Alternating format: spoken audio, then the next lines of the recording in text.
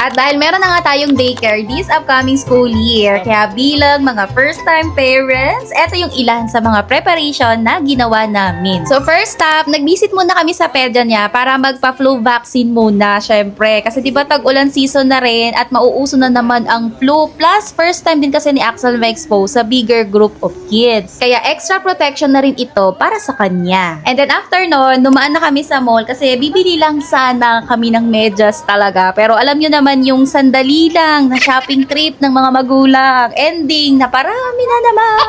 Pero actually talaga mga mi, talagang practical mom talaga ako. So plano ko talagang sa online na lang bumili kasi alam naman natin mga mima, mas mura talaga online. Pero dahil nung nakita ko na mura lang din pala yung black shoes dito sa mall, nasa 599 pesos lang. Kaya doon na nagsimula ang mga pag-add to cart namin. Tapos alam nyo ba, habang nakikita namin si Axel na excited talagang mabili ng mga school stuff, parang nag-flashback talaga sa akin yung childhood ko. Kasi every school year kasi dati, lagi kaming nilalabas ng tita namin para mamili ng mga gamit sa school. Kaya shout out talaga sa very generous na tita namin na yun. Alam mo na yun kung sino ka. So, alam mo ba, isa yun sa mga naging happy and exciting core memories ko ngayon. Kaya yun rin talaga yung gusto kong ipa-experience kay Axel, yung ganung klaseng excitement every time na magpapasukan. So, napabili na rin pala kami ng sando at medyas dito. Actually, sa online na sana namin to bibilhin, pero dahil naka-sale naman. At tapos, ang gaganda pa ng quality, mga mima. Kaya dito ko na lang din siya binilhan. Tapos, yung medyas na nabili ko, nasa 170 pesos lang. Tapos, 3 pieces na yon. Tapos, branded pa, di ba? So, ang strategy mo lang talaga kapag may nangaalok sa'yo, lagi mong unang itatanong is kung meron po bang naka-sale. So, believe me mga mima, maraming mga nakasilo, mga naka-red tag ng mga medyas, pero hindi nakapaskil na naka-sale sila. O, diba? Shopping tips 101 yarn.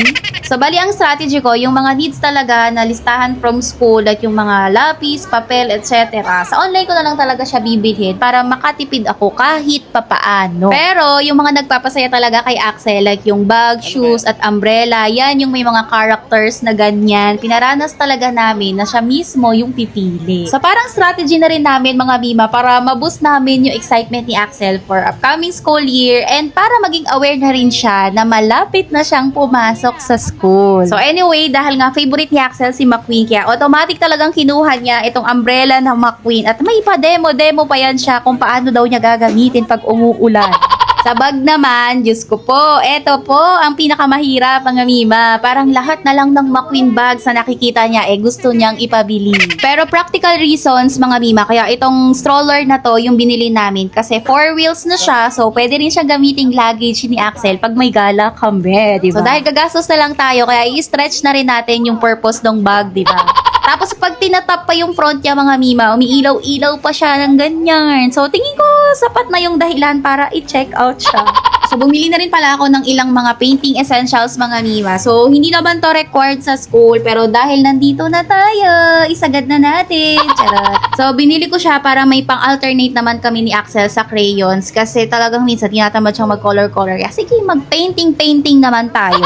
So anyway, speaking as a first-time parents, nakakatuwa pala talagang mag-prepare for daycare, no? So para sa amin, hindi lang siya basta tungkol sa school supplies So parang kasama na rin doon yung paggawa ng happy memories bago sila mag-start sa new chapter nila. Kaya kahit practical tayo at gusto nating makatipid, minsan worth it din gumastos. Makita lang natin yung excitement at maiparanas natin yung saya ng mga bata sa pamimili ng mga gamit sa school. And believe me or not, mga mi, hindi lang to simpleng shopping, hindi lang to simpleng paggastos kasi magiging isa to sa happiest core memory ng mga kids natin paglaki nila.